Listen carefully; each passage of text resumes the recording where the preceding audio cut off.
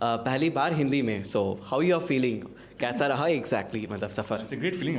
मुझे लगता है कि बंगाली लोग का उस वक्त का जो कंट्रीब्यूशन था, मुझे लगता है कि ये भारत में आना चाहिए। In fact people should know that कि our contribution, Bengalis contribution, and I am very happy, I am very glad that के Bagha Jatin is also releasing in Hindi, and we are very optimistic, we are very positive, let's hope for the best.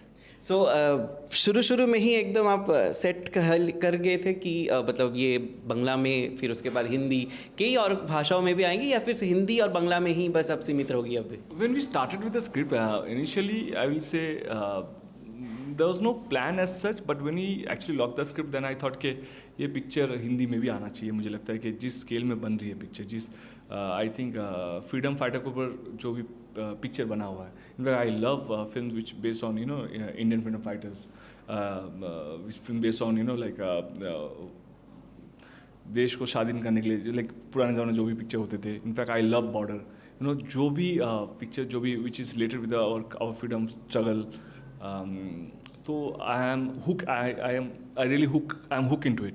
But जब हम लोग ने बागा ज्योतिन जब हमने lock किया, then I thought of like ये फिल्म हिंदी में आनी चाहिए। इनफैक्ट हिंदी में इंडिया में जितने भी लोग रहते हैं उनको ये पिक्चर देखनी चाहिए। हम लोग का इन द सेंस के बागा ज्योतिन का जो कंट्रीब्यूशन है वो सबको पता चलना चाहिए।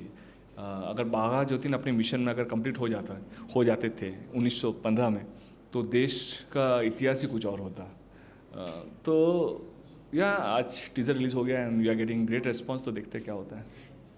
बंगाल की किताबों में हैं, लेकिन अगर हम वर्ल्ड नहीं, मतलब पूरे इंडिया की हिस्ट्री में, लेकिन उनका कहीं पे जिक्र नहीं है। सो क्या लगता है कि पूरे मतलब इंडिया में जितने भी दर्शक होंगे इस फिल्म को देखने के लिए, वो ज़्यादा मतलब film is a very important medium. Film ऐसा मीडियम है जहाँ पे आप बहुत कुछ स्टोरी बता सकते हो, बहुत सारे रियल लाइफ इंसिडेंट को रिक्रिएट करके समझा सकते हो।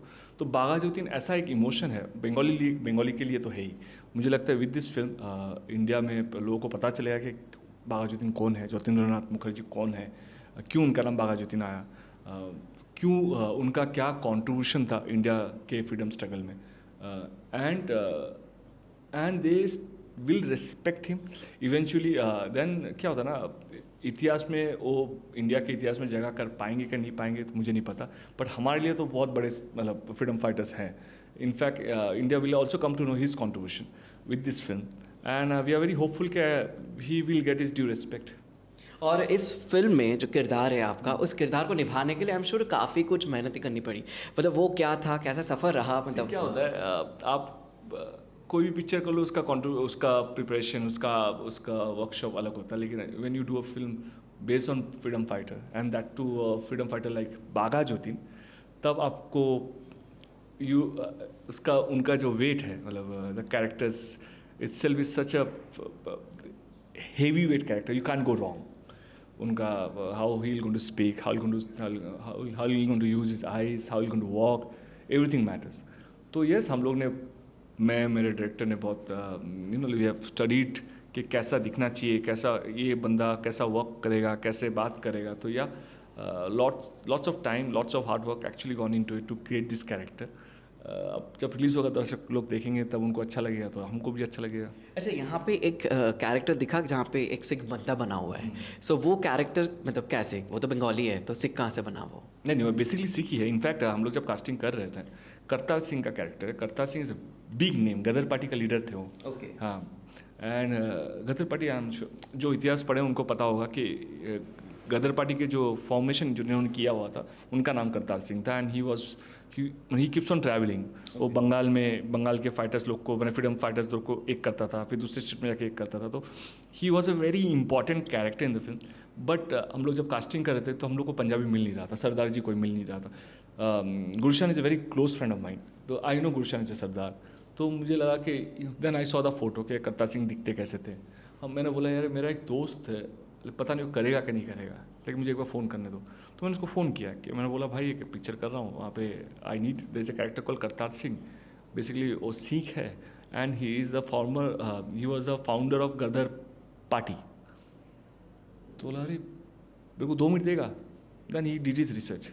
उसने गूगल किया, उसने देखा कि हु इज़ करतार सिंह, वो उनका कॉन्ट्रीब्यूशन क्या था। Like then he call me back and said कि तू सीरियस है क्या, तू मुझे वो रोल दे रहा है, मतलब मैंने कभी कैमरा फेस नहीं किया, मतलब तू करेगा क्या बता। बोलते यार अरे वो तो भगवान है यार, मतलब करतार सिंह हम जैसे लोग के लिए, मतलब पंजाबी लोग के लिए तो मैं गूगल करके देखा तो ही इज़ गॉड, बट मैं कर पाऊँगा क्या, मतलब नहीं तेरा लुक बहुत फिट करता है उसके साथ, तो हाँ बोलते बाकी हम लोग वर्कशॉप करके ठीक कर लेंगे, and that's how he came on board.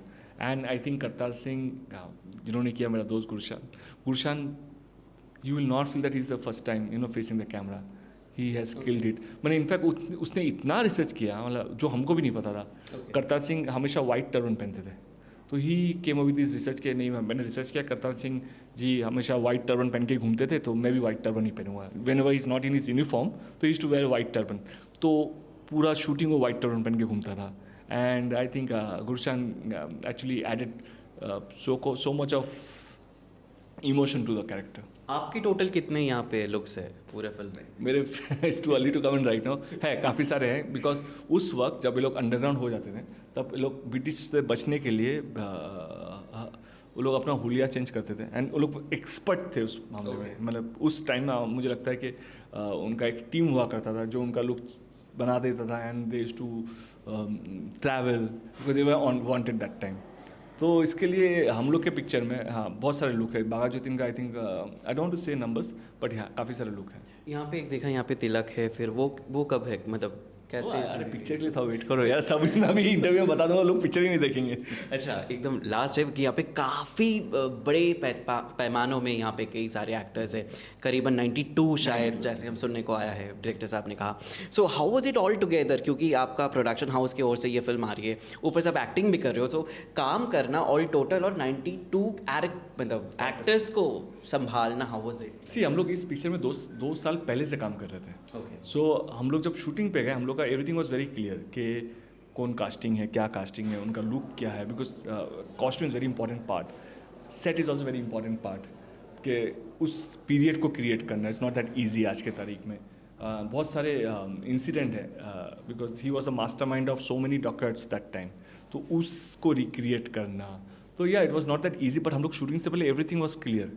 जैसे रोडा कंपनी बंदूक उस वक्त का जो उन्होंने डे लाइट रॉबरी, अभी भी पेपर में है कि the biggest day light robbery happen in Kolkata, Dharmatala बोल के एरिया है यहाँ पे, तो Bagha Jatin was the mastermind, तो उसको रिक्रिएट करना, तो everything before we went on the floor everything was sorted. Casting कोई भी पीरियड ड्रामा में casting is very important part, but it becomes more important when you actually do a film on freedom fighters. सबका look people knows most of their looks, because सब Google में research में 2-4 look मिल ही जाते हैं। तो there are important characters like Aurobindo Ghosh, जो बंगाल के बहुत बड़े फ्रीडम फाइटर में से एक हैं, बारिन घोष, खुदीराम, राजबेरी बोसु, चारू, नौरेन, पिंगले, इन सब का फोटो हमारे पास था, Kartar Singh for that matter. तो हम लोग सोच रहे कि we will not take any actor, will take actor जो उनसे मिलता जुलता हो, उनका लुक उनका फीचर से मिलता जुलता हो। हाँ, ये प्रोसेस 6-7 महीने का था, तो हम लोग को जो भी फिट हो जाता था हम लोग को लॉक करके बोलते थे कि 6 महीने के बाद शूटिंग होगा, you can cut your hair, या we have made people not to shave their like they didn't do the shaving, beard shaving नहीं किया, बिकॉज वी वांटेड दैट। कितने महीने तक? 6 महीने तक। हाँ, we wanted to create that look, but there are actors actually went out of the box to support the film. It took us 6 month कि हर कास्टिंग को लुक अलाइक मिलना, मतलब हर कास्टिंग का लुक अलाइक मिलना, it took us for good 6 month. यार तो आप भी मतलब इन सब चीज़ों में काफ़ी घुल गए थे ना, मतलब ये ऐसा दिखना चाहिए। हाँ, दिस फिल्म क्या बोलते हैं, scratch to the release, I think I was involve in every department.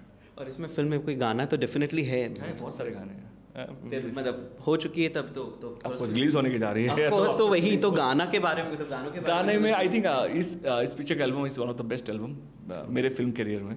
I think नील जो हमारा म्यूजिक डायरेक्टर है, बहुत जोर काम किया, उसने बहुत अच्छा काम किया हुआ है। इनफैक्ट सिंगर्स के जो लिस्ट है वो भी बहुत बड़ा लिस्ट है, अरिजीत सिंह है, सोनू निगम है, हम लोग के रूपम इस्लाम दा है, एंड इमोन है। There are so many fantastic singers we have in this film, and I think we are very happy and proud of the fact that के इस पिक्चर का एल्बम अलग ही होगा। ब्योमकेश के बाद दूसरे सेकंड टाइम हम ब्योमकेश कब देख पाएंगे? बस हो गया, सॉरी, मैं तो बोला ही था एक बार ही करूँगा। अरे उसके बाद तो होना चाहिए ना। नहीं, अरे इसके बाद बागाजुद्दीन मिली हम सबको, इसके बाद बागाजुद्दीन कौन करेगा, इसके बाद प्रधान कौन करेगा, इसका there are another 2-3 films which I have already signed. तो है, I think Byomkesh, I am happy, I am sorted.